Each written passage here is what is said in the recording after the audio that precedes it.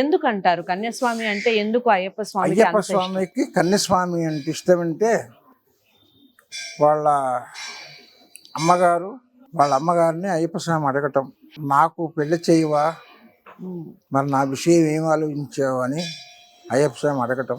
పెళ్లి కాదనైనా ముఖ్యం, లోకం దేశమంతా సుభిక్షంగా ఉండాలి, నువ్వు పెళ్లి చేసుకుంటే లోకం ఏమైపోతుంది.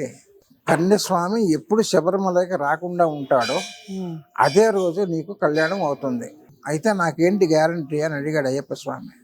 నీకు గ్యారంటీ నేను ఇస్తానమ్మా. ఏంటి గ్యారంటీ?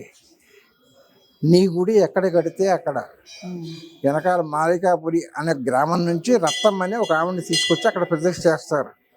ప్రతి అయ్యప్ప గుడిలో కూడా మాలికాపురి రత్తం ఉంటుంది. మాలికాపురి ఊరు, ఆవిడ పేరు రత్తమ్మ, అదే మాలికాపురోత్తమ్మ అని ఒక పేరు.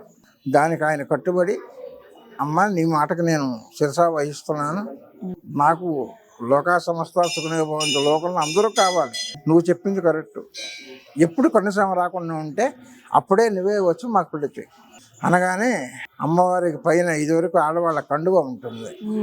ఇప్పుడు మీకు శారీలు ఉన్నట్టుగానే అమ్మవారికి ఆడవాళ్ళ కండువ ఉంటుంది.